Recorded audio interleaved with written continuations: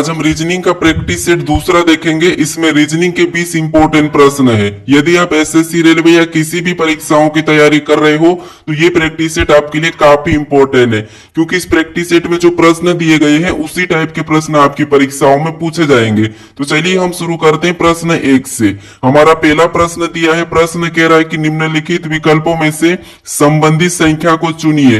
यानी यहाँ पर जैसे 925 का संबंध 16 से है तो हमें यहाँ पर 830 का संबंध बताना है। तो जब भी ऐसे प्रश्न को सोल्व करना है तो यहाँ पर सबसे पहले देखना है कि जिस प्रकार 925 से 16 लिखा है, ठीक है, उसी प्रकार 830 का आपको बताना है। तो देखिए सबसे पहले हमें क्या पता करना है, यहाँ पर 925 से 16 कैसे लिखा है, ठीक है। तो देखिए यहाँ पर संख्या क्या दी है, 925 दी है और यहाँ पर क्या दी है, 16 दी है। यानी ये संख्या हमारी क्या है, बड़ी संख्या है और ये क्या है, छोटी सी संख्या है, ठीक है। तो अब क्या करेंगे, यहाँ पर देखिए ऐसी संख्या जब भी आपको मिले तो यहाँ पर क्या करना है, इन संख्या को आपस में जोड़ लेना है, ठीक है। क्या करना है, आपस में जोड़ लेना है। तो देखिए 925 यानी यहाँ पर कैसे जोड़ना है, 9 प्लस 2 प्लस 5, ठीक है। इनको क्या करना है, आपस में जोड़ना है। तो देखिए इनको आपस में जोड़ लेते हैं तो कितने होते हैं, 16 होते हैं, ठीक है। और यहाँ पर इसका संबंध 16 से दिया है तो हम क्या करेंगे, उसी प्रकार से यहाँ पर भी इनको आपस में जोड़ लेंगे, ठीक है, सेम इसी तरीके से। तो 8 प्लस 3 प्लस 0, ठीक है, 8 प्लस 3 प्लस 0 और इन सभी को जोड़ देंगे तो यहाँ पर कितने हो जाएंगे, 11 हो जाएंगे, ठीक है। तो जिस प्रकार यहाँ पर जोड़ के 16 लिखा था तो हम भी यहाँ पर जोड़ के क्या लिखेंगे, यहाँ पर 11 आया तो 11 को लिखेंगे, ठीक है। तो यहाँ पर जो 830 है इसका संबंध किससे होगा, 11 से होगा, ठीक है। तो ऑप्शन में देखेंगे, ऑप्शन हमारे डी में दिया है तो ऑप्शन डी हमारा इस प्रश्न का सही जवाब होगा, ठीक है। चलिए हम बढ़ते प्रश्न 2 पे। अब दूसरे नंबर का प्रश्न दिया है। अब प्रश्न कह रहा है कि कौन सा वेन आरेख निम्नलिखित वर्गों को सही निरूपित करता है। यानी दोस्तों यहाँ पर हमें वेन डायग्राम का प्रश्न दिया है, ठीक है, और पूछा है कि यहाँ पर कौन सा आरेख सही वर्गों को निरूपित करता है। तो यहाँ पर क्या करना है, देखिए जैसे हमें यहाँ पर दिया है सप्ताह, फिर दिया है महीना, फिर दिया है वर्ष, ठीक है। तो इनका वेन आरेख कैसा बनेगा, ये प्रश्न पूछा है। तो देखिए आपको जब भी वेन आरेख का प्रश्न पूछा जाए तो आपको क्या करना है, आसान भाषा में समझिए। जैसे यहाँ पर हमें सबसे पहला शब्द क्या दिया है, सप्ताह दिया, ठीक है। तो इसी का डायग्राम बना लो। जैसे क्या दिया है, सप्ताह दिया है, ठीक है। तो ये हम किसका बना लेते हैं, सप्ताह का बना लेते हैं, ठीक है। फिर देखिए दूसरा हमें कौन सा मिला है, तो दूसरा यहाँ पर दिया है महीना। अब देखिए यहाँ पर हमें सप्ताह और महीना का आपस में इनका देखना है, ठीक है, रिलेशन देखना है। तो देखिए जैसे यहाँ पर सप्ताह और महीने का आपस में रिलेशन ये है कि जो सप्ताह ये महीने के अंतर्गत आता है, ठीक है, यानी कि क्या आता है, महीने के अंदर आता है। तो जब तक क्या है, सप्ताह महीने के अंदर आता है तो हम क्या करेंगे, इसको अंदर ले लेंगे। और ये हमारा ऊपर वाला डायग्राम किसका बना है, यहाँ पर हमारा महीने का, ठीक है। उसके बाद हम देखेंगे यहाँ पर क्या दिया है, वर्ष। अब ये तीसरा वाला, अब तीसरे वालों को क्या देखेंगे, इससे रिलेशन देखेंगे और इससे रिलेशन देखेंगे, ठीक है। तो अब देखिए यहाँ पर हम इससे देखते हैं तो वर्ष क्या है, वर्ष के अंदर महीने आता है और महीने के अंदर क्या आता है, सप्ताह आता है, ठीक है। तो हम क्या करेंगे, यहाँ पर वर्ष का डायग्राम भी इनके ऊपर बना लेंगे, यानी कि इन दोनों को अंदर ले लेंगे। अब देखिए डायग्राम हमारा किसका बना है, तो ये हमारा साल का बना है, ठीक है। ये किसका, वर्ष का बना है। अगर हम यहाँ पर डायग्राम अंदर वाला देखेंगे तो ये हमारा महीना का बना है और इसके भी अंदर देखेंगे तो ये हमारा किसका बना है, सप्ताह का। क्यों, क्योंकि देखिए साल के अंदर क्या आता है, महीना, और महीने का अंदर क्या आता है, सप्ताह, ठीक है। तो डायग्राम कैसा बनेगा, इस टाइप से। ये वाला डायग्राम हमें ऑप्शन में देखना है। तो ऑप्शन में देखिए बी हमें दिया है तो बी हमारा सही जवाब हो जाएगा, ठीक है। अब चलिए हम बढ़ते प्रश्न 3 पे। अब तीसरे नंबर का प्रश्न दिया है। प्रश्न क्या कह रहा है कि नीचे दी गई श्रृंखला श्रेणी में प्रश्नवाचक चिन्ह के स्थान पर कौन सी संख्या आएगी। यानी दोस्तों हमें यहाँ पर संख्या लिखी है और इन्हीं संख्या में जो श्रेणी संख्या है, ठीक है, इसी में जो प्रश्नवाचक चिन्ह दिया है यहाँ पर कौन सी संख्या आएगी, ये प्रश्न पूछा है, ठीक है। तो ऐसे प्रश्न को सोल्व करना है तो आपको सबसे पहले क्या देखना है, जैसे 30 से 31 कैसे लिखा है, फिर 37 कैसे लिखा है, 37 से 42, 42 से 48, 48 से 55 कैसे लिखा है, सेम तरीके से यहाँ पर बताना, ठीक है। तो ये काफी इंपॉर्टेंट प्रश्न है श्रृंखला का। तो देखिए क्या करेंगे हम, यहाँ पर 30 से क्या लिखा है, यहाँ पर 33, यानी यहाँ पर प्लस 3 किया है, ठीक है। फिर देखिए 33 से यहाँ पर 37 लिखा है, यानी यहाँ पर प्लस 4 किया गया है। अब देखिए 37 से यहाँ पर 42 लिखा है, यानी यहाँ पर प्लस कितना किया है, 5 किया है, ठीक है। फिर देखिए 42 से यहाँ पर 48 किया है, यानी यहाँ पर प्लस कितना किया है, 6 किया है, ठीक है। और यहाँ पर 48 से 55 लिखा है, यानी कि यहाँ पर प्लस कितना किया है, 7 किया है। अब आपको यहाँ पर पैटर्न दिखा होगा, जैसे पहले 3 प्लस हुआ था, फिर 4 5 6 7। तो अगर हमें अगली संख्या लाना है तो प्लस कौन सा करना पड़ेगा, 8 करना पड़ेगा, किसमें, 55 में। ठीक है, तो जब हम 55 में 8 को जोड़ते हैं तो यहाँ पर कितने हो जाएंगे, 63 हो जाएंगे। ठीक है, कितने हो जाएंगे, 63। ऑप्शन में देखिए 63 हमारे ऑप्शन बी में दिया है, तो ऑप्शन बी हमारा सही जवाब हो जाएगा। ठीक है, अगर दोस्तों आप अभी तक इस चैनल को सब्सक्राइब नहीं करें तो प्लीज जरूर सब्सक्राइब कर लीजिए, क्योंकि आपके ये 20 प्रश्न इतने इंपॉर्टेंट है, क्योंकि आपको परीक्षा में देखने को मिलेंगे। ठीक है, अब चलिए हम बढ़ते हैं प्रश्न 4 पे। अब चौथे नंबर का प्रश्न दिया है। प्रश्न कह रहा है कि किसी सांकेतिक भाषा में 541 को 100 लिखा है, तो 671 को क्या लिखा जाएगा, ये प्रश्न कह रहा है। ठीक है, ये प्रश्न रेलवे आरपीएफ एसआई में पूछा था। ठीक है, आरपीएफ एसआई। अब देखिए ऐसे प्रश्नों को कैसे देखना है, ये कोडिंग डिकोडिंग का है। यानी हमें यहाँ पर क्या कहा है कि किसी सांकेतिक भाषा में, मान लीजिए आपको प्रश्न सोल्व करते नहीं आता है, लेकिन प्रश्न खुद कह रहा है आपको। ठीक है, क्या कह रहा है, देखिए किसी सांकेतिक भाषा में 541 को 100 लिखा है, तो यहाँ पर 671 को क्या लिखा जाएगा, बस ये प्रश्न कह रहा है। तो क्योंकि प्रश्न ऑलरेडी हमें दिया है कि यहाँ पर क्या दिया है, 541 का 100 दिया है, तो हम इसी तरीके से 671 का पता करेंगे। ठीक है, तो देखिए सबसे पहले यहाँ पर ये देखेंगे कि 541 से 100 कैसे लिखा है। अगर हम यहाँ पर देखिए क्या करेंगे, इन संख्या को देखते हैं, क्या दिया यहाँ पर 541, यानी इसे हम क्या करते हैं, जोड़ लेते हैं। तो देखिए यहाँ पर 5, फिर यहाँ पर 4 और यहाँ पर 1। अगर हम इनको आपस में प्लस कर देते हैं, ठीक है, तो प्लस करने पर कितने हो जाएंगे, यहाँ पर 10 हो जाएंगे। ठीक है, कितने हो जाएंगे, 10 हो जाएंगे। लेकिन यहाँ पर कितना लिखा है, 100 लिखा। अगर हम यहाँ पर 10 का वर्ग कर देते हैं तो 10 का वर्ग कितना होता है, 100 होता है। ठीक है, अब यहाँ पर 100 लिखा है। अब सेम तरीके से क्या करेंगे, यहाँ पर 671 को आपस में जोड़ेंगे। तो 671 यानी इसको आपस में जोड़ेंगे, 6 + 7 + 1। ठीक है, अब इनको आपस में जोड़ देंगे तो यहाँ पर 6 और 7 13, 13 1 14। यहाँ पर कितना हो रहे, 14 हो रहे।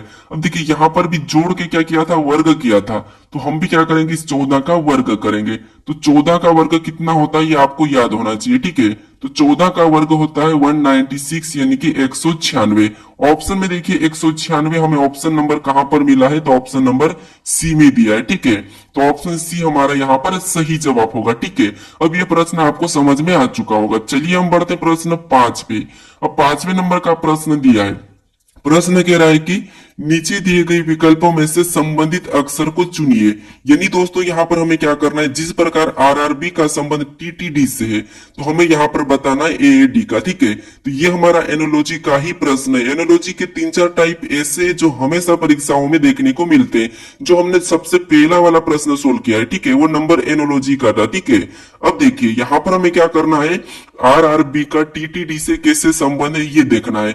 जिस तरीके से इसका संबंध लिखा है उसी तरीके से हम इसका बताएंगे। ठीक है, तो देखिए जैसे दोस्तों यहाँ पर समझने की कोशिश करें। यहाँ पर जब भी आपको ऐसे प्रश्न मिले तो एक एक अक्षर को देखना है, जैसे आर से यहाँ पर टी, यानी जहां भी आपको लेटर का मिले तो देखिए, फिर यहाँ पर आर से टी और यहाँ पर बी से डी। तो यहाँ पर हम क्या करेंगे, देखिए यहाँ पर देखिए आपको पता होना चाहिए कि आर हमारा कितने नंबर पे, 18 नंबर पे आता है। तो आर हमारा कितने पे, 18 पे, और बी हमारा 2 नंबर पे। ठीक है, और टी कितने नंबर पे, 20 नंबर पे, और यहाँ पर भी 20 नंबर पे, और डी कितने पे, 4 पे। ठीक है, अगर हम यहाँ पर ध्यान से देखते हैं तो देखिए 18 से 20, 18 से 20, 2 से 4, ये नहीं आप क्या करोगे यहाँ पर, जैसे आर एस टी, ठीक है, 2 प्लस हुआ है, यहाँ पर कितना प्लस हुआ, 2 प्लस, यहाँ पर भी आर एस टी 2 प्लस हुआ है, और बी सी डी यहाँ पर भी 2 प्लस हुआ है। ठीक है, तो हम क्या करेंगे, इसी तरीके से यहाँ पर भी 2 प्लस करेंगे। तो ए के बाद ए बी सी, 2 प्लस करेंगे सी, ये हमने 2 प्लस किया। यहाँ पर भी 2 प्लस करेंगे ए बी सी, तो ये 2 प्लस किया सी। ठीक है, फिर डी में भी क्या करेंगे, 2 को प्लस कर लेंगे, तो यहाँ पर 2 प्लस करेंगे तो डी ई एफ, यानी यहाँ पर क्या हो जाएगा, एफ। अब देखिए हमें ऑप्शन में मिलना चाहिए सी सी एफ। ठीक है, ऑप्शन में देखिए सी सी एफ हमें ऑप्शन नंबर बी में मिला है। ठीक है, तो ऑप्शन बी हमारा सही जवाब हो जाएगा। अब चलिए हम बढ़ते हैं प्रश्न 6 पे। अब 6 नंबर का प्रश्न दिया है। प्रश्न कह रहा है कि किसी कूट भाषा में एनिमल को 11, 49, 13, 112 कूट लिखा है तो CAT का कूट क्या होगा। ठीक है, यानी दोस्तों ये भी हमारा कोडिंग डिकोडिंग का ही प्रश्न है, क्योंकि प्रश्न कह रहा है कि किसी कूट भाषा में एनिमल को ये अंक दिया है। ठीक है, तो हमें किसका बताना है, यहाँ पर CAT का बताना है। तो देखिए यहाँ पर आसान तरीका है कि जैसे ए से यहाँ पर 1 लिखा है, यानी कि ए हमारा 1 नंबर पे आता है। ठीक है, ABCD में। फिर एन हमारा ABCD में 14 नंबर पे आता है तो 14 को लिखा है। आई हमारा ABCD में 9 नंबर पे आता है तो 9 को लिखा है। एम हमारा ABCD में 13 नंबर पे आता है, 13 को लिखा है। ए हमारा ABCD में 1 नंबर पे आता है तो 1 को लिखा है। एल हमारा ABCD में 12 पे आता है तो 12 को लिखा है। यानी दोस्तों ये लेटर जो ABCD में जिस नंबर पे आते हैं उसी नंबर को लिखा है। ठीक है, तो हम क्या करेंगे, सी हमारा कितने नंबर पे, 3 नंबर पे आता है, 3 को लिखेंगे। ए हमारा कितने नंबर पे, 1 नंबर पे तो 1 को लिखेंगे। टी कितने नंबर पे, तो टी हमारा 20 नंबर पे आता है। यानी हमारा कोड क्या बना CAT का, तो 31-20। तो ये हमें ऑप्शन में देखना है। ठीक है, 31-20 ऑप्शन में देखेंगे तो ऑप्शन हमारे यहाँ पर डी में दिया है, तो ऑप्शन डी हमारा यहाँ पर सही जवाब हो जाएगा। ठीक है, तो आप सभी प्रश्नों को अच्छे से समझने की कोशिश करें। अगर आपको इन प्रश्नों का PDF चाहिए तो आप टेलीग्राम पर जाकर डाउनलोड कर सकते हो। ठीक है, टेलीग्राम का चैनल का लिंक हमें आपको डिस्क्रिप्शन में दे दूंगा। अब चलिए हम बढ़ते प्रश्न 7 पे। अब 7वें नंबर का प्रश्न दिया है। प्रश्न कह रहा है कि यदि AB बराबर 27 तथा BC बराबर 125 तथा CD बराबर 143 लिखा है तो ABDB बराबर पूछा गया है। ठीक है, तो दोस्तों ऐसे प्रश्न काफी इंपॉर्टेंट होते हैं जो कि SSC और रेलवे में पूछे जाते हैं। ठीक है, तो इनको कैसे सोल्व करना है, जैसे यहाँ पर दिया है AB बराबर 27 दिया है, तो हमें ये पता करना है कि कैसे दिया है। फिर यहाँ पर BC बराबर 125 दिया है, तो ये पता करना है कि ये कैसे दिया है। और यहाँ पर CD बराबर 343 दिया है। लेकिन यहाँ पर अगर आप ध्यान से देखोगे तो ये भी किसी संख्या का घन है, ये भी घन है और ये भी घन है। ठीक है, तो अब देखिए यहाँ पर क्या करना है, इन देखेंगे हम ए को देखेंगे तो ए हमारा ABCD में 1 नंबर पे आता है और बी को देखेंगे तो 2 नंबर पे आता है। ठीक है, और इनको आपस में प्लस कर लेंगे तो 1 और 2 कितने होते हैं, 3 होते हैं। ठीक है, और 3 का घन कितना होता है, तो 3 का घन होता है 27। ठीक है, कितना होता है 27, उस 27 यहाँ पर दिया है। ठीक है, सेम तरीके से यहाँ पर देखेंगे, देखिए बी 2 नंबर पे आता है, 2 को लिखेंगे। सी 3 नंबर पे आता है तो 3 को लिखेंगे। फिर क्या करेंगे, इनको प्लस करेंगे तो 3 और 2 यहाँ पर कितना होते हैं, 5 होते हैं। और 5 का घन करेंगे। ठीक है, 5 का घन कितना होता है, 125 होता है। ठीक है, कितना होता है 125, और 125 भी यहाँ पर दिया है। अब सेम तरीके से यहाँ पर पता करेंगे सी, तो सी 3 नंबर पे आता है, डी हमारा 4 नंबर पे आता है। ठीक है, इसे भी आपस में प्लस करेंगे तो कितना हो जाएंगे 7, और 7 का घन कितना होता है, 7 का घन होता है 343। ठीक है, कितना होता है 343, और 343 यहाँ पर दिया है। तो अब क्या करना है, आपको यहाँ पर पैटर्न पता चला होगा कि इनके अंकों को क्या करना है, जोड़ के उसका घन करना है। ठीक है, तो देखिए यहाँ पर ए हमारा कितने नंबर पे, 1 नंबर पे आता है। फिर देखिए बी कितने नंबर पे, तो बी हमारा 2 नंबर पे। फिर डी कितने नंबर पे, तो डी हमारा 4 नंबर पे। और बी कितने नंबर पे, तो बी हमारा 2 नंबर पे। हमने यहाँ पर क्या किया था, इनको जोड़ के इनका घन किया था। ठीक है, तो वैसा ही हम यहाँ पर करेंगे। अब देखिए जैसे इनको आपस में प्लस कर लेते हैं, तो यहाँ पर प्लस करेंगे तो 1 और 2 3, 3 और 4 7, 7 और 2 9। यहाँ पर सभी को जोड़ने पर कितने हो रहे हैं, 9, और 9 का घन करेंगे तो 9 का घन कितना होता है, 729 होता है। ठीक है, कितना होता है 729। तो 729 हम ऑप्शन में देखेंगे तो ऑप्शन हमारे सी में दिया है, तो सी हमारा यहाँ पर सही जवाब हो जाएगा। अब चलिए हम बढ़ते हैं प्रश्न 8 पे। अब 8वें नंबर का प्रश्न दिया है। प्रश्न कह रहा है कि एक पंक्ति में शिवानी का स्थान दोनों ओर से 23वां है, तो बताइए पंक्ति में कुल कितने व्यक्ति है। अब दोस्तों आप कुछ प्रश्नों को खुद से भी ट्राई करने की जरूर कोशिश करें, साथ साथ सोल्व करें। ठीक है, तो अब देखिए यहाँ पर एक पंक्ति में शिवानी का स्थान दोनों ओर से 23वां है, तो पंक्ति में कुल व्यक्ति कितने हैं ये हमें बताना है। तो देखिए जब ऐसे प्रश्न आपको पूछे जाते हैं तो हमें क्या करना होता है, आप थोड़ा सा समझिए। मान लीजिए एक हमारी ये क्या है, पंक्ति है। ठीक है, ये क्या है, एक पंक्ति है, और इसमें कितने लोग बैठे हैं ये नहीं पता है, हमें यही बताना है कि कुल कितने लोग हैं। ठीक है, लेकिन कह रहा है कि शिवानी का स्थान दोनों ओर से कितना है, 23वां है, ठीक है। कितना है? 23 का 23वां है, ठीक है। अब देखिए ऐसे प्रश्नों को क्या करना है आपको, देखिए अगर हम इस इधर से भी गिनेंगे तो शिवानी का स्थान 23वां आएगा और इधर से भी गिनेंगे तो 23वां आएगा। यानी यहाँ पर क्या करेंगे हम 23 को प्लस कर लेंगे, ठीक है। क्या करेंगे? दोनों को जोड़ लेना है, ठीक है। जब भी ऐसे प्रश्न मिले तो दोनों को जोड़ लेना है। तो 23 को जोड़ेंगे तो यहाँ पर कितने हो जाएंगे? 46 हो जाएंगे, ठीक है। अब 46 अगर आप ऑप्शन में देखोगे और ऑप्शन में सी लगाओगे तो ये आपका गलत हो जाएगा, ठीक है। अब यहाँ पर आपको 46 नहीं लगाना है, दोनों को जोड़ के क्या करना है? एक माइनस करना है, ठीक है। अब एक माइनस क्यों करना है यहाँ पर समझिए। एक माइनस इसीलिए कर रहे हैं क्योंकि देखिए एक बार हम इधर से गिनेंगे, ठीक है, 23 पे, और एक बार हम इधर से गिने तो 23 पे ही है। यानी हम क्या करेंगे? दो बार, यानी कि ये एक बार ज्यादा गिना जाती है, ठीक है। तो इसीलिए हम क्या करते हैं? एक बार गिनेंगे तो एक माइनस कर लेंगे, ठीक है। इसको दो बार गिन रहे हैं इसीलिए एक माइनस करेंगे तो हमारा यहाँ पर क्या हो जाएगा? 45 हो जाएगा, ठीक है। 46 में से एक माइनस करेंगे 45, यानी कि पंक्ति में कुल कितने व्यक्ति हैं? तो 45 व्यक्ति। अगर आपको यकीन नहीं है तो आप क्या करोगे? कुछ बिंदिया लिखकर, टोटल 46 बिंदिया लिखकर क्या करना? इधर से गिनना और किसी स्थान को, ठीक है। तो हमारा इस प्रश्न का सही जवाब ऑप्शन बी हो जाएगा। अब चलिए हम बढ़ते हैं प्रश्न 9 पे। अब 9वें नंबर का प्रश्न दिया है। प्रश्न कह रहा है कि एक बॉक्स में ए बी सी डी 4 धातु को रखा गया है जिसमें से ए बी से भारी है और बी से सी से भारी है और ए सबसे भारी नहीं है, तो बताइए सबसे भारी कौन है। अब दोस्तों मान लीजिए आपको ऐसे प्रश्न सोल्व करते नहीं आते हैं, लेकिन आप अपनी ओर से दिमाग लगाइए। जैसे प्रश्न क्या कह रहा है वो समझना आपको, कि एक बॉक्स में ए बी सी डी 4 धातु को रखा गया है, ठीक है। मान लीजिए कोई एक बॉक्स है और वहां पर हमें 4 धातु को रखना है। उसके बाद अब कह रहा है कि जिसमें, ठीक है, जिसमें से ए बी से भारी है। अब आपको इतना पढ़ना है, ए क्या है? बी से भारी है। तो आप अपने हिसाब से कर लीजिए। जैसे मान लीजिए मैं करता हूं, जैसे ए क्या है तो ए देखिए ए क्या है तो ए बी से भारी है, तो ये हम ए को रखते हैं। और ए क्या है? बी से भारी है, तो बी क्या हो जाएगा? नीचे आ जाएगा, क्योंकि ये भारी है बड़ा है। मैं अपनी तरफ से, आप भी अपनी तरफ से सोल्व कर सकते हो आपके हिसाब, ठीक है। अब देखिए ए बी से भारी है, आपको यहाँ पर दिखा है ए बी से भारी है मतलब बड़ा है।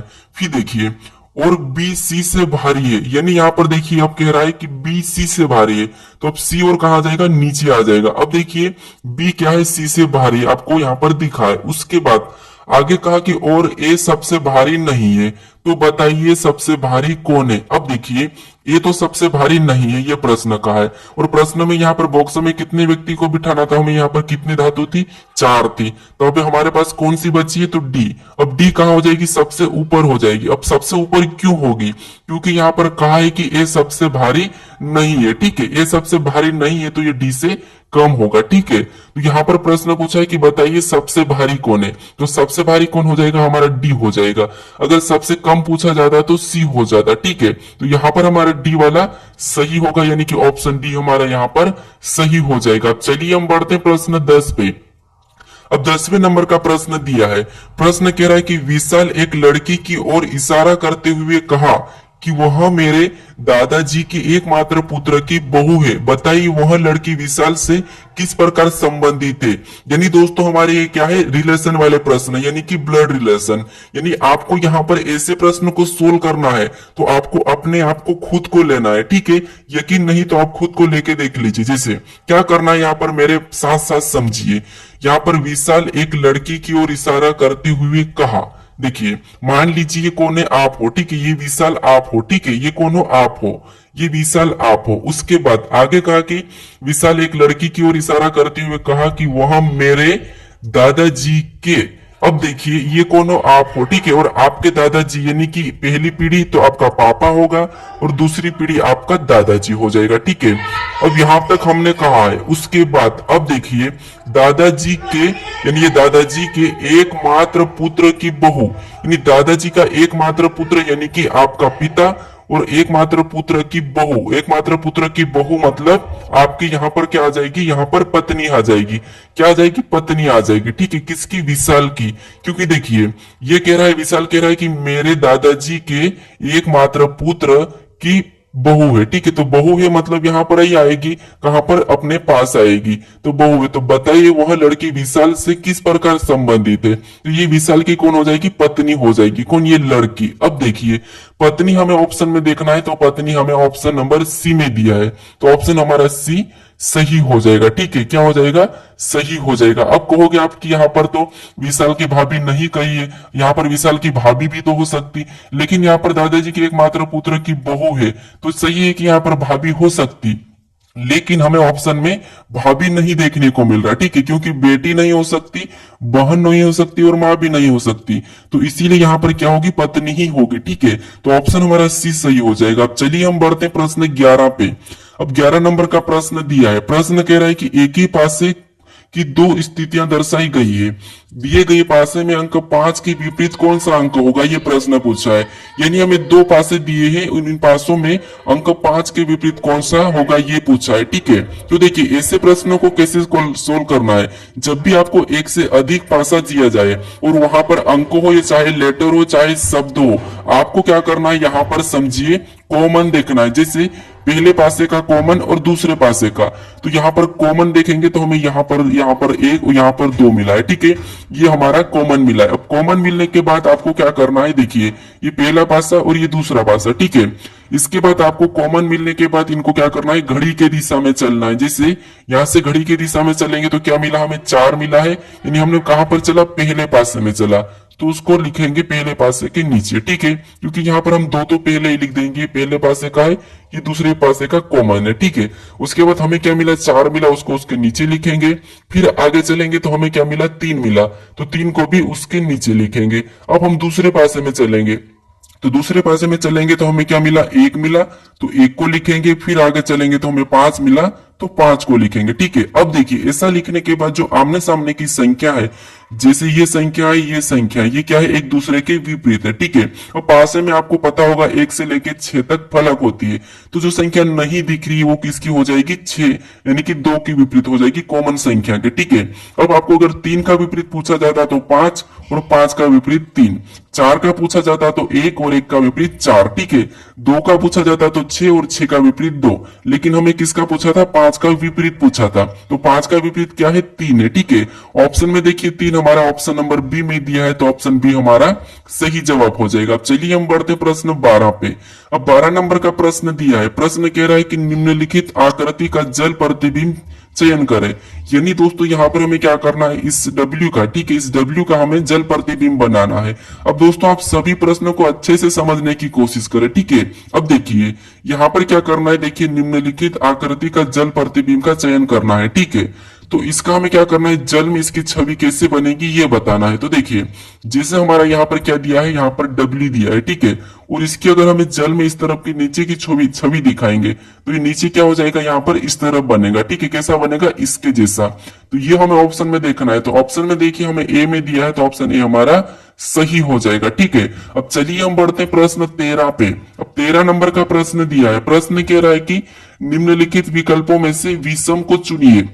यानी दोस्तों यहाँ पर हमें क्या कहा है कि निम्नलिखित विकल्पों में से विषम को चुनिए। विषम मतलब हमें यहाँ पर 4 ऑप्शन दिए हैं। ठीक है, और इन 4 ऑप्शन में से कौन सा ऑप्शन है जो तीनों से अलग है ये हमें बताना है। ठीक है, तो देखिए यहाँ पर जब ऐसे प्रश्न मिले तो आपको क्या करना है, इनके अंक लिखना है। जैसे यहाँ पर देखिए बी कितने नंबर पे, 2 नंबर पे आता है। डी कितने नंबर पे, तो डी हमारा 4 नंबर पे आता है। ई एफ कितने नंबर पे, तो एफ 6 नंबर पे। ठीक है, वैसा ही यहाँ पर जी को देखेंगे तो जी 7 नंबर पे, एच को देखेंगे तो एच 8 नंबर पे, यहाँ पर जे को देखेंगे तो जे 10 नंबर पे। ठीक है, अब देखिए यहाँ पर एल को देखेंगे तो एल 12 नंबर पे आता है। एन हमारा कितने नंबर पे, तो एन हमारा यहाँ पर 14 नंबर पे आता है। और पी कितने नंबर पे, तो पी 16 नंबर पे। ठीक है, वैसा यहाँ पर आर को देखेंगे तो आर एबीसीडी में 18 नंबर पे आता है। टी हमारा 20 नंबर पे आता है और वी हमारा 22 नंबर पे आता है। अब देखिए यहाँ पर आपको मिलेगा कि कौन सा अलग है। अब कैसे मिलेगा अलग, देखिए यहाँ पर देखिए 2 4 6 यानी कि 2 2 का अंतर है। और यहाँ पर देखिए 18 20 22 यहाँ पर भी 2 का अंतर है। 12 14 16 यहाँ पर भी 2 का अंतर है। यानी यहाँ पर 2 का अंतर है, यहाँ पर 2 का अंतर है, यहाँ पर 2 का अंतर है। अब यहाँ देखिए 7 8 10 यानी यहाँ पर 2 का अंतर नहीं है। तो आपको यहाँ पर अलग दिखा और हमें विषम ही पूछा था, तो विषम हमारा यहाँ पर है, यानी सभी में 2 का अंतर है। ठीक है, 3 में 2 का अंतर है लेकिन यहाँ पर नहीं है, तो हमें विषम पूछा गया था, तो विषम हमारा कौन सा हो जाएगा, ऑप्शन बी वाला हो जाएगा। ठीक है, कौन सा हो जाएगा, ऑप्शन बी, क्योंकि देखिए बी के बाद सी छूटा और डी, और यहाँ पर देखिए एल के बाद एम छूटा और एन, आर के बाद एस छूटा और टी, लेकिन यहाँ पर जी एच, यहाँ पर देखिए जी एच कोई भी अंक, यहाँ पर कोई भी लेटर नहीं छूटा है, तो ये एक अलग हो जाएगा। ठीक है, अब चलिए हम बढ़ते हैं प्रश्न 14 पे। अब 14 नंबर का प्रश्न दिया है, प्रश्न कह रहा है कि नीचे दिए गए विकल्पों में से संबंधित शब्द का चयन करें। यानी यहाँ पर हमें क्या करना है, जैसे जिस प्रकार जूते का संबंध पैर से है तो हमें टोपी का बताना है। यानी मैंने बताया था आपको कि यहाँ पर सादृश्यता यानी कि एनोलॉजी के प्रश्न काफी इंपॉर्टेंट है, और उसकी 3 टाइप होती है। कौन सी होती है? एक तो आपको अंकों की मिलेगी, ठीक है, एक आपको लेटर की मिलेगी, और दूसरी आपको शब्दों से मिलेगी। ठीक है, तो हमने अंकों का पहला प्रश्न किया था, फिर हमने 5वां प्रश्न लेटर का किया था, और हमारा 14वां प्रश्न किसका है? शब्द का। ठीक है, तो ये तीनों में से आपको 1 या 2 प्रश्न जरूर देखने को मिलेंगे। अब देखिए यहाँ पर जिस प्रकार जूते का संबंध पैर से है, यानी दोस्तों हम क्या करते हैं, जूते को कहां पर पहनते हैं? पैर में पहनते हैं। ठीक है, कहां पर? पैर में पहनते हैं। तो उसी प्रकार बताएंगे टोपी कहां पर पहनते हैं, तो आप कहोगे टोपी को हम कहां पर पहनते हैं, तो टोपी को हम सिर में पहनते हैं। तो टोपी का संबंध किससे हो जाएगा? सिर से हो जाएगा। ठीक है, ऑप्शन में देखिए सिर, तो हमें ऑप्शन नंबर सी में देखने को मिला। ठीक है, कमर में नहीं होगा, पैर में नहीं होगा, हाथ में नहीं होगा, ऑप्शन हमारा सी सही जवाब हो जाएगा। अब चलिए हम बढ़ते हैं प्रश्न 15 पे। अब 15 नंबर का प्रश्न दिया है, प्रश्न कह रहा है कि निम्नलिखित प्रश्न में लुप्त संख्या का चयन करें। यानी दोस्तों हमें यहाँ पर क्या दिया है? एक प्रश्नवाचक चिन्ह दिया है, यहाँ पर हमें संख्या का चयन करना है। ठीक है, तो ऐसे प्रश्नों को कैसे सोल्व करना है समझिए। आपको यहाँ पर कुछ भी नहीं करना है, जो प्रश्नवाचक चिन्ह दिया है, तो अब प्रश्नवाचक चिन्ह कहाँ पर दिया है? यहाँ पर दिया है, और उसी जगह यहाँ पर 24 कैसे लिखा है और यहाँ पर 10 कैसे लिखा है, ये पता करना है। ठीक है, जिस तरीके से यहाँ पर 10 लिखा गया है और यहाँ पर 24 लिखा गया है, उसी तरीके से आपको यहाँ पर बताना है। ठीक है, जब तक आप इन संख्या को पता नहीं करोगे, ठीक है, इन संख्या का पता नहीं करोगे, तब तक आप यहाँ पर संख्या नहीं बता पाओगे। तो देखिए यहाँ पर हम क्या करेंगे, 10 का पता करते हैं। अगर हमें 10 का पता करना है तो इन संख्या को क्या करते हैं, आपस में जोड़ कर देखते हैं। तो यहाँ पर प्लस करेंगे, 0 में 6 तो 6 ही होगा, 6 में 4 प्लस करेंगे 10, और 10 में यहाँ पर देखिए 2 को प्लस करेंगे तो 12, यानी यहाँ पर सभी को जोड़ने पर कितना हो रहे? 12 हो रहे। अब देखिए सेम तरीके से यहाँ पर भी प्लस करेंगे, तो 2 में 10 प्लस करेंगे तो 12, और 12 में 8 प्लस करेंगे तो यहाँ पर 20, और 20 में 6 को प्लस करेंगे तो यहाँ पर कितने हो जाएंगे? 26। यानी यहाँ पर सभी को जोड़ने पर कितने हो रहे? 26। लेकिन यहाँ पर 24 दिया है और यहाँ पर 10 दिया है। अब देखिए अगर हम यहाँ पर 2 माइनस करते हैं, इसमें 2 माइनस करेंगे और इसमें भी 2 माइनस करेंगे, तो यहाँ पर 12 में से 2 माइनस करेंगे तो कितने हो जाएंगे? 10 हो जाएंगे, और 10 यहाँ पर दिया है। ठीक है, सेम तरीके से 26 में से भी 2 माइनस करेंगे तो यहाँ पर कितने हो जाएंगे? 24 हो जाएंगे, और 24 भी यहाँ पर दिया है। अब क्या करेंगे, इसी तरीके से यहाँ पर भी 2 को क्या करेंगे? माइनस करेंगे जोड़कर। तो 4 में 14 को जोड़ेंगे तो यहाँ पर 18, और 18 में 12 को जोड़ेंगे तो 30, और 30 में 10 को जोड़ेंगे तो 40। यानी यहाँ पर इस सभी को प्लस करने पर कितने हो रहे हैं? 40 हो रहे। ठीक है, कितना हो रहे? 40 हो रहे, क्योंकि 4 में 14 को जोड़ेंगे तो 18, 18 में 12 को जोड़ेंगे तो 30, और 30 में 10 को जोड़ेंगे तो 40। यानी यहाँ पर सभी को जोड़ने पर 40 हुए। जिस तरीके से हमने यहाँ पर 2 को माइनस किया था, यहाँ पर 2 को माइनस किया था, तो यहाँ पर भी क्या करेंगे? 2 को माइनस करेंगे। तो 40 में से 2 को माइनस करेंगे तो कितने बचेंगे? 38 बचेंगे। यानी जो प्रश्नवाचक चिन्ह दिया है यहाँ पर क्या आएगा? 38 आएगा। ठीक है, अब हमें ऑप्शन में देखना है कि 38 कहां पर दिया है, तो ऑप्शन हमें सी में दिया है, तो ऑप्शन सी हमारा सही जवाब हो जाएगा। ठीक है, तो तीनों आकृति में सेम तरीके से अंक लाना चाहिए। ठीक है, अब चलिए हम बढ़ते प्रश्न 16 पे। अब 16 नंबर का प्रश्न दिया है, प्रश्न कह रहा है कि नीचे दिए गए शब्द का, यानी कि नीचे दिए शब्द का उपयोग करके कौन सा शब्द नहीं बनाया जा सकता। ये एसएससी का फेवरेट प्रश्न है। ठीक है, कैसे? देखिए नीचे दिए गए शब्द का उपयोग करके कौन सा शब्द नहीं बनाया जा सकता है। यानी दोस्तों यहाँ पर जो शब्द हमें दिया है, ये जो हमें अक्षर दिए हैं, इनका प्रयोग करके कौन सा नहीं बनाया जा सकता। यानी प्रश्न का कहने का मतलब ये है कि हम इन अक्षर को आगे पीछे कैसा भी लिखें और इनसे कोई सा भी शब्द बनाए, लेकिन हमें कह रहा है कि नहीं बनाया जा सकता। तो देखिए अगर हम पहले को देखते तो बी दिया है, मतलब बन रहा है, एल दिया है, फिर यहाँ पर देखिए ई भी दिया है, यहाँ पर एन दिया है, और यहाँ पर देखिए डी भी दिया है। ठीक है, मतलब ये शब्द तो हमारा बन रहा है। यहाँ पर हमारा ऑप्शन बी तो बन रहा है, लेकिन हम ऑप्शन यहाँ पर देखिए हमारा ऑप्शन बी को देखेंगे तो बी में देखिए यहाँ पर बी दिया है तो बी भी दिया है, ए यहाँ पर नहीं दिया है, ठीक है। यहाँ पर क्या दे दिया है, ए दिया है, और यहाँ पर ए नहीं दिया है, तो इसीलिए इस शब्दों को हम क्या करेंगे, नहीं बना सकते इस शब्दों का प्रयोग करके, ठीक है। लेकिन ऑप्शन देखिए, सी को हम बना सकते हैं, LEND दिया है, बी को भी बना सकते हैं, BINGE दिया है, इसे भी हम बना सकते हैं। लेकिन हम ऑप्शन वाले बी को नहीं बना सकते, क्योंकि यहाँ पर ए दे दिया है, तो इसे हम नहीं बना सकते। तो ऑप्शन हमारा कौन सा हो जाएगा, बी वाला हो जाएगा। हमें पूछा था नहीं बनाया जा सकता। अगर आपको यहाँ पर पूछता कि बनाया जा सकता, तो सारे 3 ऑप्शन ऐसे रखते हैं जिससे नहीं बनता, और एक ऑप्शन ऐसा रहता है जो बन रहा होता है, ठीक है। लेकिन हमारा यहाँ पर ऑप्शन बी वाला सही हो जाएगा। अब चलिए हम बढ़ते प्रश्न 17 पे। अब 17 नंबर का प्रश्न दिया है। प्रश्न कह रहा है कि किसी कोड भाषा में यहाँ पर प्लस का मतलब गुणा और माइनस का मतलब भाग, प्लस और गुणे का मतलब भागित और भागित का मतलब माइनस से, तो निम्नलिखित प्रश्न का उत्तर क्या है। यानी दोस्तों यहाँ पर क्या करना है, ये जो हमें दिया है कुछ समीकरण दिए, इससे सोल्व करना है। तो सबसे पहले आपको क्या करना है, हमें यहाँ पर 54 और बीच में क्या है, गुणा का चिन्ह है, ठीक है। 54 और 9 और बीच में देखिए, तो सबसे पहले आपको 54 लिखना है और बीच में क्या चिन्ह दिया है, गुणा। और गुणा का अर्थ यहाँ पर कहा है कि गुणा का मतलब यहाँ पर क्या कहा है, भागित। तो बीच में क्या करेंगे, भागित का चिन्ह लगा लेंगे और फिर 9 को लिखेंगे, ठीक है। फिर देखिए अगला हमें कौन सा चिन्ह मिला, माइनस का मिला। और माइनस का मतलब यहाँ पर देखिए क्या कहा, तो माइनस का मतलब यहाँ पर प्लस कहा, तो हम यहाँ पर प्लस का चिन्ह लगाएंगे। फिर हम अगली संख्या लिखेंगे 3, ठीक है। फिर हमें अगला चिन्ह कौन सा, भागित मिला है, और भागित का मतलब यहाँ पर क्या कहा, तो माइनस कहा, तो अगला क्या करेंगे, माइनस लगा के 4 को लिखेंगे, ठीक है। आपको सिर्फ चिन्ह बदलना, फिर सोल्व करना है, ठीक है। अब देखिए, अब सोल्व करेंगे तो यहाँ पर सोल्व करने पर देखिए सबसे पहले भाग को सोल्व करते हैं, फिर प्लस फिर माइनस, ये आपको पता होगा, ठीक है। अब देखिए यहाँ पर भाग देंगे 9 और 54 में, तो 9 छिंग 54, यानी कितने बार में गए, 6 बार में। तो हमारे पास अब क्या बचा, 6 प्लस 3 माइनस 4 बचा है, ठीक है। अब क्या करेंगे, हम प्लस करेंगे, तो देखिए 6 और 3 को प्लस करेंगे तो यहाँ पर कितने हो जाएंगे, 9 हो जाएंगे। अब हमारे पास क्या बचा है, 9 माइनस 4। अब 9 में से 4 को घटाएंगे तो यहाँ पर कितना हो जाएगा, 5 हो जाएगा, ठीक है। तो जो हमारा समीकरण का सही जवाब क्या होगा, 5 होगा। ऑप्शन में देखिए 5 हमें ऑप्शन नंबर बी में मिला है, तो ऑप्शन बी हमारा सही जवाब हो जाएगा। अब चलिए हम बढ़ते हैं प्रश्न 18 पे। 18 नंबर का प्रश्न दिया है। प्रश्न कह रहा है कि निम्न आकृति में कितने वृत्त है। यानी दोस्तों यहाँ पर हमें वृत्त की संख्या बताना है, यानी कि जो गोल वाला है, ठीक है, इसकी संख्या बताना है। तो ये सिंपल सा प्रश्न हमें गिनना है, लेकिन दोस्तों आपको ध्यान से गिनना है, ठीक है।